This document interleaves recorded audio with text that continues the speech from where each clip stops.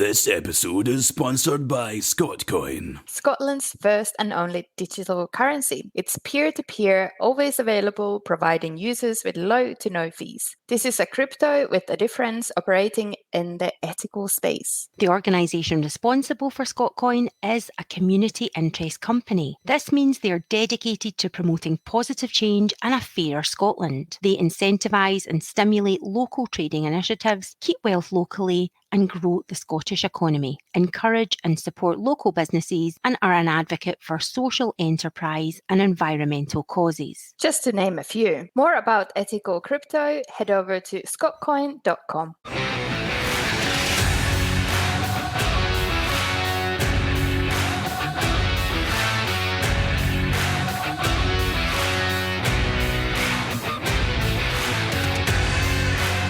Hello and welcome to the Whisky Sisters podcast. I am Inka Larissa. And I am Jennifer Rose. Join our weekly adventures as we rock the whisky world. We will be bringing you whisky-related news and gossip, discussing latest bottle releases, and of course, tasting our way through delicious drams. We'll be hosting expert guests, hitting the road to visit some Scottish distilleries, and let's not forget dropping in some cheeky whisky facts. You're listening to Whisky Sisters, the podcast.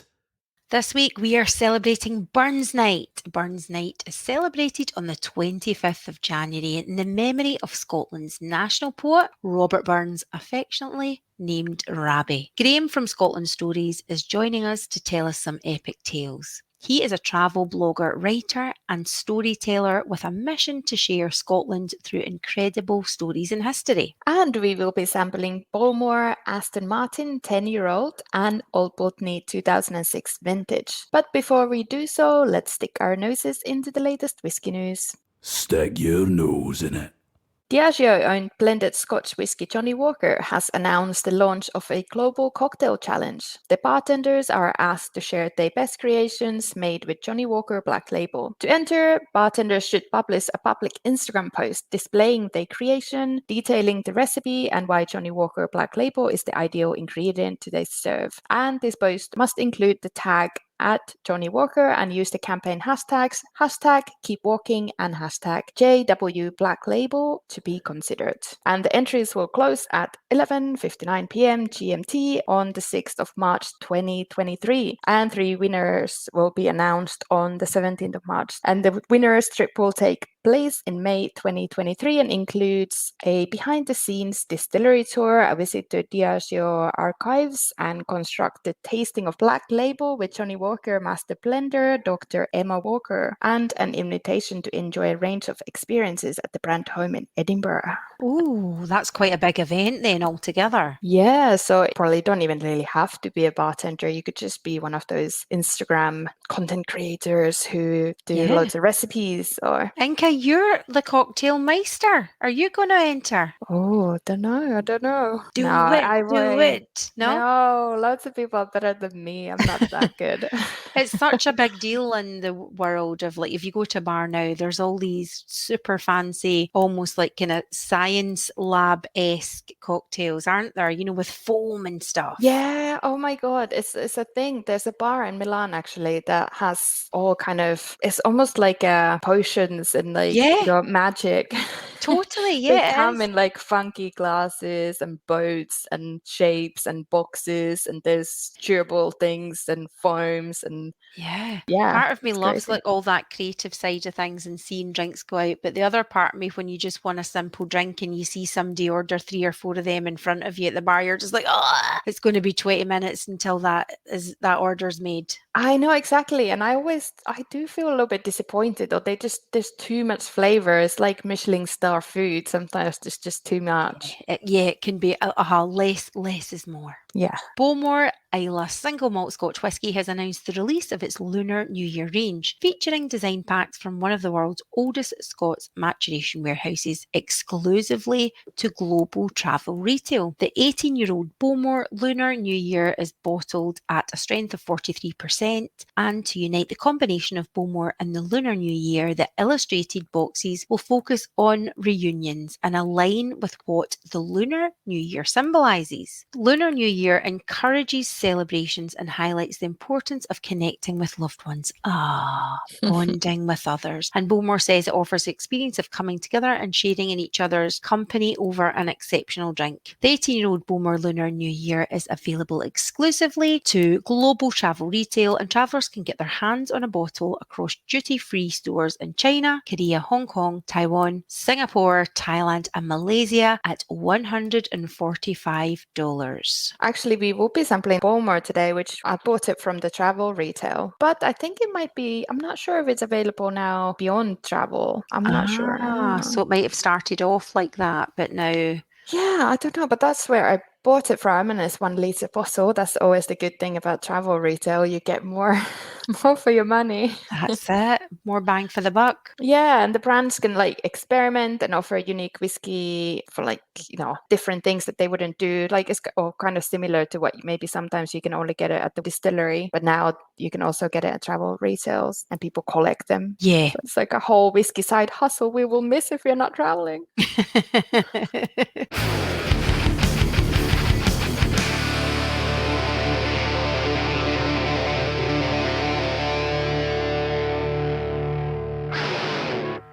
Whisky Sisters! Burns Night celebrations include a lot of whiskey, plenty of food, and overall partying, anything from boozy dinners to traditional ceilidh. During a traditional Burns Night meal, there's a lot of fuss around haggis. They basically pipe haggis in and raise toast to it. And obviously, there is haggis, neeps, and tatties on the menu. Do you like it? I love haggis. So good. Yeah, me too. Robert Burns is often called a pre-romantic poet for his sensitivity to nature, his high valuation of feeling and emotion, his spontaneity, his fierce stance for freedom and against authority, his individualism, and his interest in old songs and legends. He's just quite the big deal, isn't he? What a character. And his humble agricultural background made him in some ways a spokesperson for every Scot, especially the poor and disenfranchised. He was aware of humanity's unequal condition and wrote of it and of his hope for a better world of equality. We don't really celebrate Burns Night, obviously, in Finland, but do you have any memories from your childhood and what kind of stuff do you normally do? I remember from my childhood, always being spoken about in school, and sometimes even like the school meal would be kind of like, haggis-y themed. And when I was a young woman in the workplace, at like one place I worked for had like a big Burns supper and we all got it for free. And the director was in like doing the sort of ode to the haggis. And I have hosted a Burns Night kind of celebration at home on one occasion as well, which was a nice kind of bit of fun. And I think it kind of can brighten up a kind of bleak January in Scotland as well. Yeah, of course. So are you doing anything this year? So I have nothing exotic planned for this Burns Night, but I will need to sneak a cheeky haggis onto the table and get mashing those turnips. But a lot of people are surprised about this about me because I'm like Scottish, but I don't like potatoes. I know, that's super weird. Although you like crisps. I do. I like crisps. Put them in only potato. Yeah, potato chips. But otherwise, I'm like, yeah. So, haggis, neeps and tatties, maybe a tiny bit of tatties, but all the rest I'm down You for. can cover it with whiskey sauce. Oh, the whiskey sauce, the best bit. I know. I love it. I love haggis, neeps and tatties, but obviously I don't do anything for Burns Night, but I will make sure to have a wee whiskey later on. Yeah. But talking about haggis, in 1786, Burns wrote to a haggis a poem to the Scottish dish of seasoned heart, liver, and lungs of sheep or calf mixed with fat, onions, and oatmeal and boiled in an animal's stomach. Although I don't know if it's made exactly like that anymore, is it? I'm not so sure. I don't know, but I do like it. And it's kind of spicy and has that kind of, those like a nice kind of texture and chewy bits. Yeah, we're not quite sure what the chewy bits are, but it definitely has some nice spice, and I really love it. I think I've said before, like I had kind of grandparents on my mum's side were butchers. Stuff like that doesn't freak me out. You saw a lot of things flying about the shop. I think it's good to use all the parts of, if you're killing the animal, then you might as well use everything, make the most of it. But even the vegetarian haggis is really nice. I really like that. I agree with that. So varying accounts claim that the poem was created extempore, More or less, as a blessing for a meal of haggis, Burns's praise has continued to the elevation of the haggis to the status of national food and symbol of Scotland. Is it really a national food of Scotland? I don't know. Like, I think, I don't know if formally, but certainly informally, it's completely synonymous, but maybe there's some sort of formal link as well. Yeah. Like, our national animal is apparently a unicorn. Work that one out. It has definitely become kind of a symbol of Scotland, because when people talk about haggis, they always post pictures of like this weird like mouse looking things. Yeah, with little like legs. it's an animal. Yeah. Yeah, a wee wild haggis. So Robert Burns, he even wrote poems about whiskey. This one is especially dedicated to Scotch. It's not easy to read poetry, but I will give the first 2 verses a go. Let other poets raise a fracas about vines and wines and drunken Bacchus, and crabbit names and stories rack us, and great our luck. I sing the juice Scotch beer can mak us in glass or jug. O thou, my muse, good old Scotch drink, whether through wimpling worms through jink, or richly brown remore the brink. In glorious fame inspire me, till I lisp and wink to sing thy name. What do you think, Inka? Amazing. Very good. I think any kind of any poetry from Robert Burns in a Scottish accent, you can't go wrong. Oh, well, I've probably mispronounced half of that, but you know what? It came from the heart. Yes. Are you too whiskey? We He love it. sounds like a bit of a Casanova. Can we just chat about that for 2 seconds? Yeah, go on. Like, he had a lot of kids, but I guess, you know, that was much more common back in the day, wasn't it? Yeah. But do you think it was his lyrical prowess that made him so popular with the ladies? You know, like, would he be like slipping into the proverbial DMs with all that silky chat? Yeah, for sure. I was reading through some of the poems actually yesterday, and there's a lot of poems for the ladies. Like, Yeah. I'm sure some of them were supposedly for his wife, but they don't all sound like they were about the wife. No, I think there was a lot of wooing done through the prose, and I think that's that kind of romantic, charismatic nature probably made him super popular. Yeah, one of the poems is actually like saying how he wants to, this girl is still a little bit young, so it needs to wait before they can hook up. I know, but at least he do, But at least he was boundaries. waiting. Yeah. Boundaries, Rabbi. But he was a young man. Yeah, and died super young, didn't he? Yeah. He wasn't even 40. Yeah, so young, and to have achieved all that he did. Would you have been wooed by that lyrical charm? Well, I don't know. Not in today's. Maybe back in the day, especially if he was giving us whiskey as well. A few drams and a few lines of prose, you never know. So, do you have any whiskies that you like to sip during Burns night, or you just go with whatever you fancy? I think in the past it's been whatever kind of whiskies I've been enjoying at the time or like had in the house, but thinking it a bit more now, I think maybe something, I often talk about it, but for me maybe a Glendronach, something with that kind of sweet sherrydness, maybe as a kind of balance to the spicy haggis. What about you? Yeah, definitely. Like something really rich, full-bodied cherry bomb. Yeah, like I was thinking Glendronach, even the 12-year-old to 15-year-old, and Aberlour has a couple of really good ones. But then if you want a bit of smoke, I think with the sherry, then obviously our favorite Buna Toite Gaga would be a nice one, because it's also a bit savory. And the one that we tried just recently was Glen Scotia 15-year-old. So it was a little bit mushroomy, a bit earthy.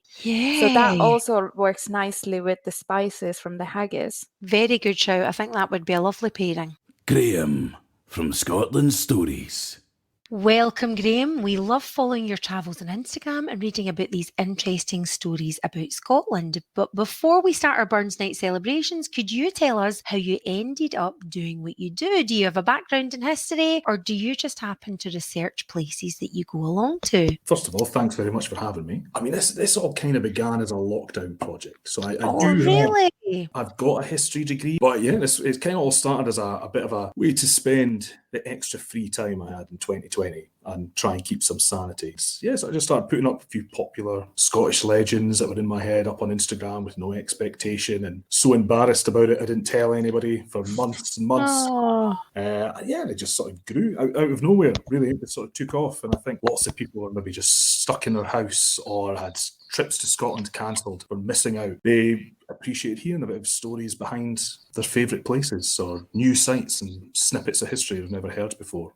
Lovely. And you give a lot of information, that's not completely typical for Instagram. Like there's a lot of meat in the bone of your posts and, your adventures in photo form. So that's really lovely that it just picked up and grew such momentum. And that is sort of how they've gone, is that I think it started off, if we go back and look at the very, very first ones I ever did, they're a lot shorter. And then over time, they've just got bigger and bigger. And I think that helps, actually. You get about 300 words out, I think, which I think is enough to get a pretty good story going without people losing, people's attention spans are short these days. So I think that's enough to sort of condense everything down into an interesting little snippet. It's quite surprising. I didn't realize it was a project during the lockdown. And it's quite unusual to start something travel related when you can't actually leave the house. Yeah, I did notice that. Amazing. I don't know why. No, I love that. I mean, to be fair, I didn't start planning on doing it. It wasn't even supposed to be a sort of travel thing. It's kind of merged into something travel related, I guess. Yeah. And the stories behind places. And I think that's the thing that I like most about these stories, is that you can go and see the place that this story allegedly took place. It's not a long time ago in a land far away. It's literally that rock over there. If you climb up that hill or whatever, it's a place you can go. And there's a story behind it. Do you go to places sometimes and then start talking to the locals and they give you some history or? Absolutely. That is the one thing I would say. People that kind of want to go out and explore and find stories or do their own research, whatever, is just speak to people. People are almost always happy to talk to you about stuff. If it's like their little bit of family history, or, the amount of times you chat to somebody and they're like, oh yeah, my grandpa used to be a gardener at this big fancy estate and this happened and that happened and all these weird things. And that's how you find out stuff. I guess the most traditional way as well, that stories passing down and people sharing experiences. That's it, exactly. A lot of sort of traditional stories, it was all oral storytelling, and it means that a lot of them have probably been lost over the time when people just stopped telling them. They're not written down anywhere. So it's kind of something I'm happy to be doing, is saving some of these that might otherwise get lost. Since we're on the topic of Robert Burns and Burns Night, that's something that he did a lot. And we have loads of stories that we would probably never have heard if it wasn't for him writing them down and turning them into songs or whatever. Yes, and that links beautifully with today. I was going to say, this sounds like it needs to be a book, something you maybe want to consider one day. I've got a book that I'm supposed to be handing in February about stories behind places. Oh, fantastic. So, it will be out at some point later in the year. I'm not exactly sure when. Oh, congratulations. Oh, listen, let us know. Keep us up to date so we can update our listeners on that, Graeme. Yeah, I'm always interested in backstories of distilleries and all these stories linked to whiskey production, and there's always a ghost story or all sorts of history. So have you visited many distilleries in Scotland during your travels, and do you have any favourite locations for a bit of whiskey history? I've been to a fair few. I'm pretty spread out. So like Talisker on Skye, recently I was in Laphroaig on Isla, Glenkinchie, I think I've been to a good sort of scattering of them. But the problem is when I'm out and about, I'm usually on my own and driving. So popping into distilleries it's too much temptation and it's very unfair. Boo, yes. Yeah, that's a bad combination. When I went to Isla, I made sure that my girlfriend was coming along as well so she could drive.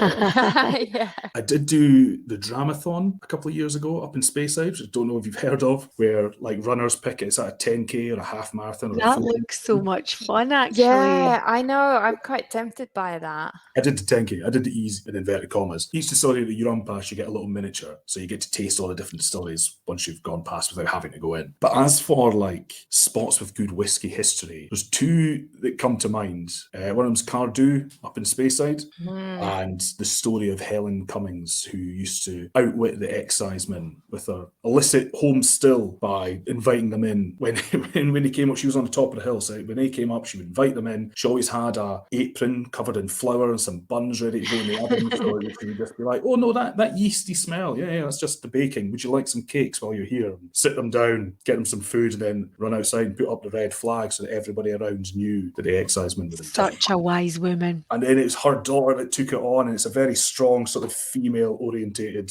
distillery. I love that place. And the other one is Lindores Abbey in Fife. Oh, yeah. I episode on it a while ago because I listened to it when I was going to do some filming there. Oh, how lovely. It's a very special place, isn't it? It is amazing. So Lindores Abbey, where we've got the earliest written record of aqua vitae or whiskey in 1494, and you go in and it's just so like sensitive to the history and the story. It seems to be in everything they do there, and I think it's amazing. Helen and Drew have done such a beautiful job of weaving and honouring that history and bringing it into like their fantastic operation. That it's just such a lovely blend of old and new. Absolutely, and it's, the distillery is right across the street from the abbey, and like the archway to get in, and you think, we know that William Wallace went there, so you can stand in and be like, I know that he walked through this archway, I'm walking through it. It's just so much history packed in that wee place. It's amazing. Amazing. Right, so let's get back to Burns Night. So it's basically all about poetry, whiskey, haggis. Are you able to tell us about the origin of the day? Perhaps correct me if I'm wrong, and maybe a bit more about Mr. Burns himself. Yes, so Robert Burns, I always think of him as the patron saint of haggis and hangovers.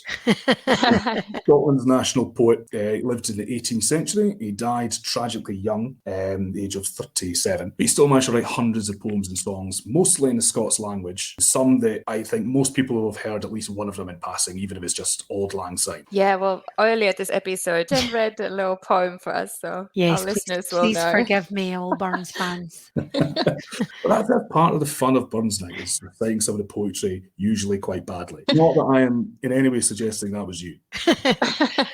But yeah, he was an everyday farmer from Ayrshire, and he wrote about everyday things. I think that's one of the reasons he still feels quite relatable today. He was a complicated man who wrote great romantic poetry, talked about how much he loved his wife, but strayed away from his wife on more than a couple of occasions. He was a proud farmer, but he took a lease on a plot of land at Ellisland Farm more for its scenic value than its working potential. And he was at home amongst the common man, as much as he was when he was with high society. So he was sort of a real interesting person. But yeah, so he died 37, very sick man.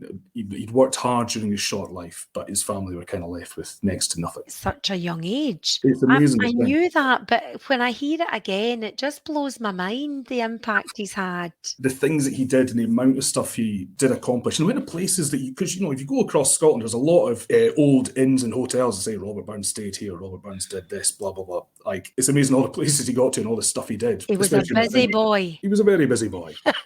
And then the first celebration of his life, which now we call the Burns Supper, was started by a group of his friends just a few years after they passed away in the Burns cottage, which you can still go to. And it was originally on the anniversary of his death, which is in July, but soon it moved to his birthday in January instead, probably so that we've got something to look forward to in the dark. So they all go the same way. You've got poetry recitals, you've got your haggis, neeps and tatties, a speech about Burns' immortal memory, they call it, the reason that his memory should be immortal, and it still is, followed by more poetry, songs and toasts. It sounds really, really stuffy. That's why I think when people hear it, they're like, it's a dinner with poetry and speeches. That sounds incredibly boring, but like there's a lot of humour involved. Good times we have. I would always recommend people go to one and try it. How can you weave in the whiskey in there as well? There's an awful lot of whiskey, a lot of toast.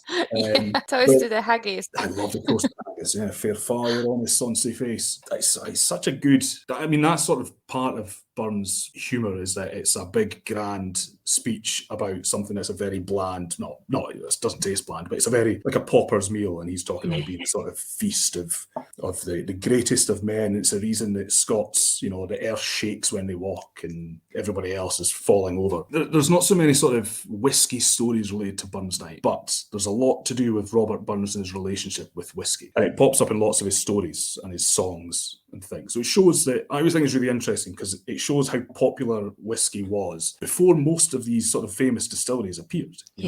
He died, I'm not going to top of my head, I think it's maybe 1796. It was right at the end of the 18th century. And there's only a few distilleries around now that were around then. But he talks about it all the time. In Tam O'Shanter, which is arguably his best poem, it's this big horror ghost story. And there's one of my favourite bits as he goes, inspiring bold John Barleycorn, what dangers thou canst make us scorn, with tippenny, we fear nae evil, with Ishkave will face the devil. The Scots personality pretty well. Like, give us a whiskey and we will do anything. Excellent. I That love gives that. me a wee, goosebump. I It's very always do. powerful, isn't it? That's the bit in the poem that I always get, the hairs stand up at the back of my neck. But there's loads of others. There's, he wrote a poem called Scotch Drink, which is like an ode to whiskey. He wrote another about making whiskey called John Barleycorn, which is all basically about it. John Barleycorn must die, and it's about cutting down all the grain, and then as if it was a person that's being drowned and beaten and burnt and all this stuff into making whiskey. I think we always have to remember he was around when whiskey was being taxed so highly that these illicit stills were everywhere. So he had a very different kind of relationship to whiskey than we might think. And people were very wary, like Helen Cummings at Cardew, very wary of the excise men coming round. And he made a song very popular called The Deal's a War with the Excise Man, which is basically about the devil rides into town, grabs the tax man and drags him away to hell where he belongs. all the wee old ladies are like dancing in the town and celebrating about this thing. Amen to that. That's how much people hated him. And then shortly after that, his farm wasn't making a lot of money, so he took a job as an exciseman and rode around doing this job that he apparently hated.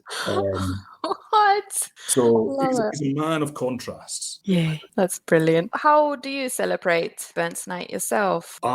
This year I will just be doing a small thing. I'll host. I'll have some friends over, and we'll do haggis and ties, and I'll recite to the haggis, and we'll do some speeches, sing some songs, and drink a whole bunch of whiskey. I love haggis, neeps and tattoos with a wee bit of whiskey sauce. Absolutely, the whiskey sauce just sets it off. Yeah, definitely. And even vegetarian haggis is really nice. Veggie haggis, as much as I'm not against it, it is nice. It is nice. I always go for full-on haggis. But yeah, I do like a veggie haggis too. Yeah. And whiskey, what whiskies are you drinking on Burns Night? I don't know. If I'm going for a whiskey sauce, I always go for a Speyside because I think it's nice and sweet. But yeah, so for the rest of it, I'll probably go for something. I've got a lovely bottle of Lafroig from Ireland. Lafroig lore after folklore, so I will probably be drinking that. Oh, how appropriate. Nice. Yeah. That's exactly why I had to buy it. The marketing was perfect. Definitely. So what is next for Scotland Stories? You've already given us a sneak peek into the book. That's very exciting. Your stories are ever so popular. Let's not forget to mention you were awarded as Scottish Influencer of the Year in the Stories category at a recent awards that we met you at. Congratulations for that again. Thanks very much. And what's next? That's the thing. I mean, I kind of end up dabbling in lots of different things. So last year was Scotland's Year of Stories, so it was very sort of focused on doing campaigns for different tourist boards and trying to promote their stories. This year, I think I'm going to focus on doing more things for myself and should be doing some more sort of YouTubes. There's people keep asking me to do a podcast, so I may need some advice from you two. Brilliant. So yeah, things like that. And of course, the book is probably going to be the big thing. So which famous person, dead or alive, would you like to share a dram with, and which dram would that be and why? It's such a tough question, isn't it? Like there's so much to choose from. Yeah. I was thinking, Robert the Bruce is always an easy option, but I can't go for an easy option. But he's such an influential character in Scottish history. I mean, I'd like to see if he lives up to the stories. But I think in the end, I would go for Macbeth because, Macbeth's a very real King of Scots from the 11th century. I'd say most people have only ever heard of him due to Shakespeare's play, but he used to be so badly misrepresented there that I'd love to have a chat with him over a dram to find out exactly what he was really like. And because he was Lord Mayor of Murray, which is essentially the Earl of Murray, before he was crowned king, I'd have to have a Speyside dram. Probably go for a Balvenie, I think. Good choice. Nice choice. That's got me intrigued about him now because I only kind of know the Shakespeare version. He's one of, if not the only King of Scots to ever go on pilgrimage to Rome. And they said that when he was there, he scattered gold like it was seed because he was such an important, wealthy guy.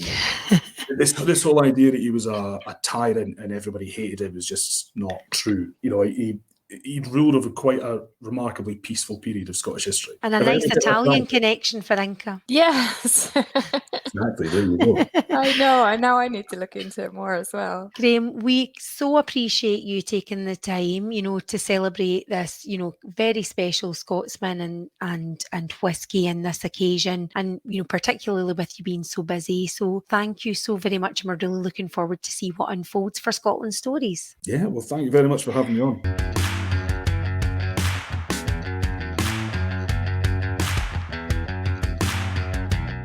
Dram on fire. We probably should have featured Timorous Beastie whiskey in today's episode, today's Dram on Fire, as the original Timorous Beastie was immortalized in Robert Burns' poem To a Mouse. And in the poem, the mouse was a timid little field mouse. But Douglas Lang's Timorous Beastie is certainly not a weak one. It's bottled at 46.8% ABV and made with selection of Highland malts. And they have about like 7 or 8 different editions of the classic as well. So we probably should have featured that. But we did feature them before. So if you want to find out more about the remarkable malts range, make sure to listen on our episode 6. Definitely, that would have been a lovely nod to the bard, wouldn't it, if we'd featured Timorous Beastie, but but not to worry. I remember enjoying that dram. Yeah, it's nice. Yeah. Okay, but today let's start with Old Pulteney, 2006 vintage, originally bottled for travel retail. This vintage release of Old Pulteney was matured entirely in ex-bourbon barrels and bottled at 46% ABV. All right, so the colour, I would say, is light yellow, pale golden. For sure, it's quite light, isn't it? I've got a sandy gold. Nose was, I found that it kind of evolves. So I was thinking first buttery caramel, even some banana, fresh figs, some green apple, you know, when you just slice the apple and it's kind of juicy, like, but kind of crispy. Some sweet blood orange, a little bit there. Oh, lovely. And vanilla wafers. And then with over time in the glass, I found it a little bit more perfumed. And like, I was thinking, I couldn't remember the name of this perfume, but I used them when I was younger. It's kind of teenage, you know, when teenagers like this kind of really sweet perfumes. Yeah, I used to wear one called Charlie. It was super sweet. But yeah, so that kind of just made me think of that kind of sweet perfume. And yeah, some creme brulee. How about you? Very nice notes, Inka. Well, as I've gone back in for a nose now, I totally agree that it evolves and can get on board with it being more perfumed than it was originally in the nose. I've got kind of vanilla pod sweetness, a salted caramel, a slight freshness of a Scottish beech, like a stony seaweedy beech, and kind of that salted caramel, but maybe salty sea breeze on the nose. Going back to it now, I can really get the banana, like almost like a ripe mashed banana. Yeah, really sweet, ripe, or you know, the ones when they coat it in some sort of, I don't know, is it honey or like kind of that kind of sweet coating on the banana, like caramel or something. That just makes me want to bake banana like bread. Tasty. Oh yeah, you know, like in Chinese restaurants, you can have bananas that are deep fried. Oh, yeah. With vanilla ice cream. That's what it is. Yeah, banana fritter. Yeah. Ooh, nice. How about the palate? Because the palate is actually very different to the nose. Agree. I thought it was quite licoricey. Yeah, salty licorice. That's what I wrote down. Proper Finnish salty licorice. Definitely. It wasn't what I was expecting. There was sweetness for me, but I've written a cookie dough sweetness. You know, not like a really kind of caramelized or sugary sweetness, but yeah, cookie dough, sweet but subtly so. But I'm going in for another sip because I didn't get too much else on the palate. Well, I thought at first, it was very salty, like sea salt, sea breeze. There was that oakiness, some citrus like grapefruit, but it was getting sweeter on the finish. And now when it's been in the glass for ages, it's definitely becoming more sweeter. What did you get on the finish? Because I find it quite like I've kind of more aniseed than licorice, but definitely those kind of tones and a little bit ashy. I thought like there's definitely that kind of caramel sweetness on the finish. But it was also kind of tangy, you know, like those, thinking Haribo, not necessarily the flavor of the candy, but like the tanginess that, you know, the coating that they have, that kind of like, oh. But the bitter, tangy effect. Yeah, from the salt and slightly bit of that citrus stuff that's going on there. I like it more than I feel I should. Like when I read my notes, I'm like, if I saw that on paper, the licorice and aniseed, I wouldn't be like super excited about those notes, but I enjoyed it. It's very salty, and I do quite like a salty dram, and the nose was divine. And when I first bought this bottle, and again, this is like 1 liter bottle because it's from the airport. Although I think they're now selling the 1 liter bottles online as well. I just loved it the first time I tried it. I'm like, oh, I had quite a few drams. Yeah, I still really enjoy it. Very easy sipping. And it's just as well you enjoy it with a liter to horse through. Yes, exactly. I know. But this is kind of salty dram as well that could maybe work with the haggis, nips and tatties and the whiskey sauce. Yeah, and I think as well, although we're talking about the spice and the haggis, if you're having like mashed like neeps, turnip can be quite sweet, and I like it like with butter and stuff through it, and that can be kind of sweet. So yeah, that old Pulteney would go well. So let's try the Bowmore Aston Martin 10-year-old dark and intense bottling, which is bottled at 40% ABV. The whiskey is part of a wider collaboration between the legendary Islay distillery and a luxury car manufacturer, Aston Martin. The 10 years old kicks off a trilogy of special bottlings that celebrate the craftsmanship of both companies. And each whiskey, so there's 15-year-old and 18-year-old as well, features an iconic car that has molded Aston Martin's history. This is on the packaging. And in this case, it is the Aston Martin LM10 that first featured in the Le Mans 24-hour race in 1932. Yeah. So, and this is a delicious and classic combination of ex-bourbon and ex-sherry casks. Oh, quite the collaboration there. It's given me whole like classy, sultry, exotic, mysterious sort of like spy vibes.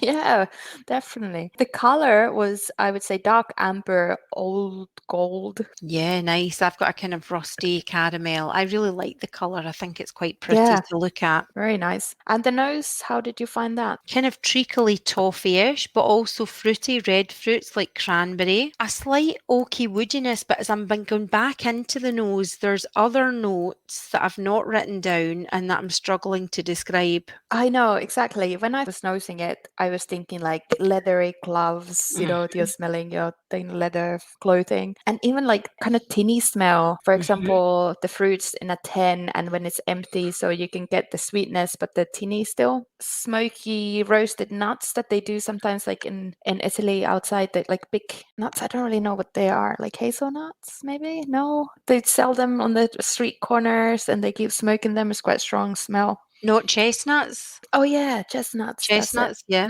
The smell that when they're smoking them and cooking them, roasting them.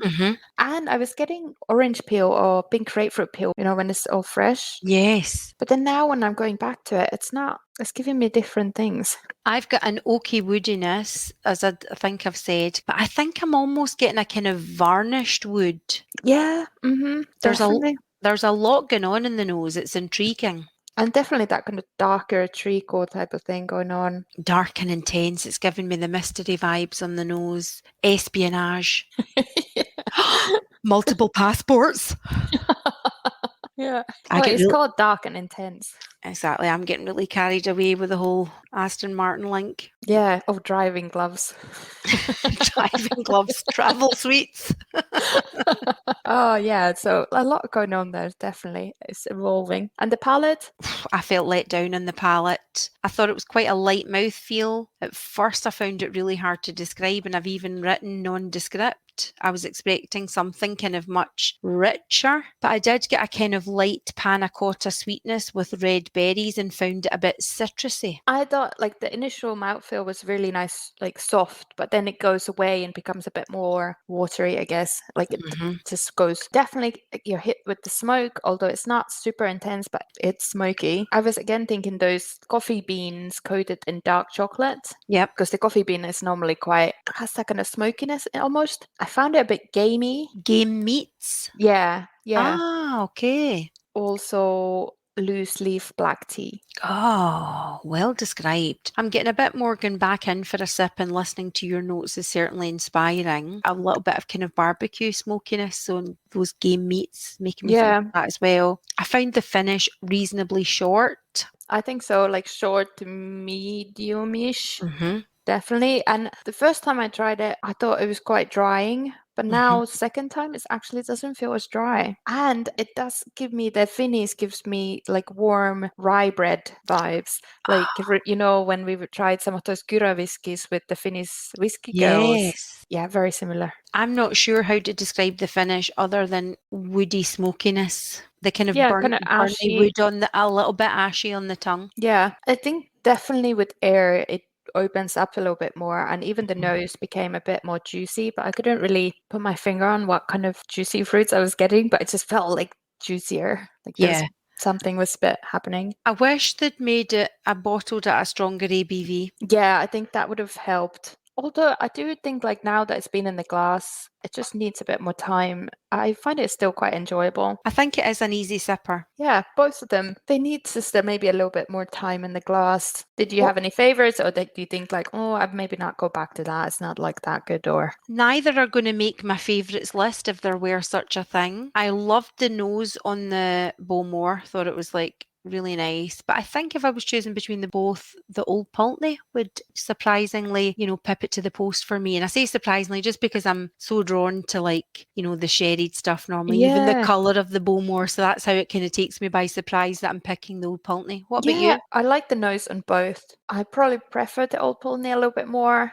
The Bowmore, like I wish it would just have a little bit more body, maybe, like some cool Ilas or pot shallots or something that I've tried recently. They just carry the flavors a little bit longer and take it a slightly different level. Like I feel like it's just fell short just a little bit. Just a little. Yeah, it could have been really, really good. But it's not bad at the same time.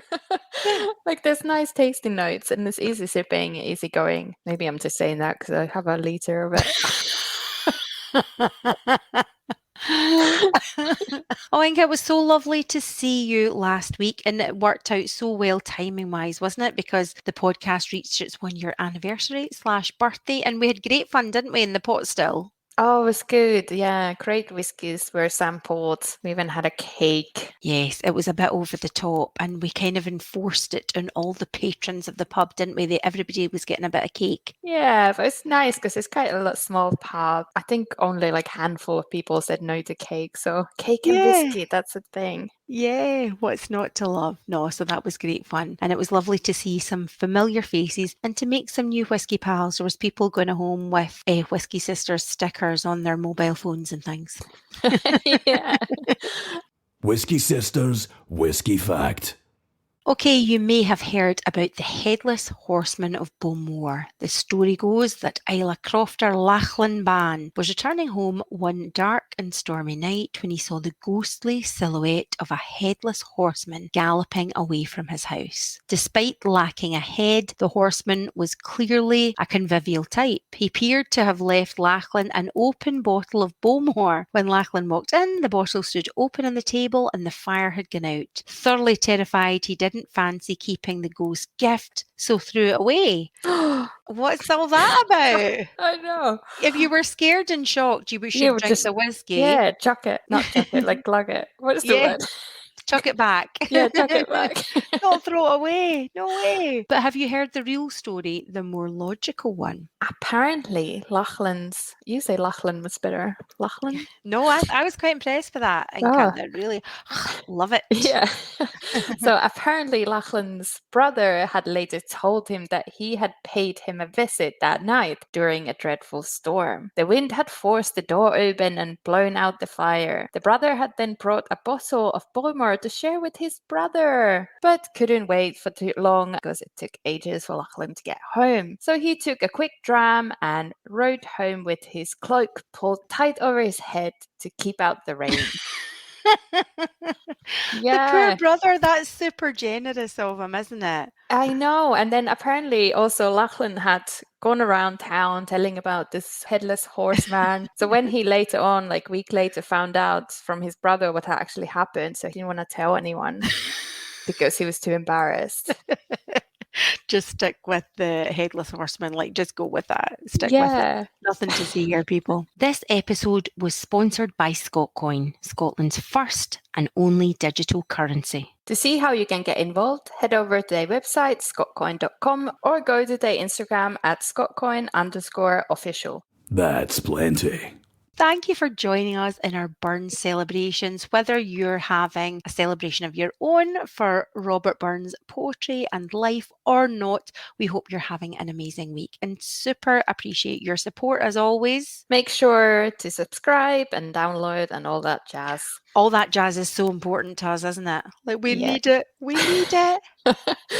And next week we'll be talking about Glenallachie. We've been waiting to do this episode for so long because there's loads of good whiskey coming from the distillery and so much happening. And we will be sampling some of their whiskies. But while you wait, you can catch up on previous episodes or give us a follow on Instagram at whiskysisters.podcast, Twitter at Whisky Sisters, or Facebook at Whisky Sisters Podcast. And I recently featured on a BBC4 chat about whiskey cask investment, and you can catch up with that on BBC4's website if you fancy a listen. You've got radio voice, Jennifer. Oh, face for radio.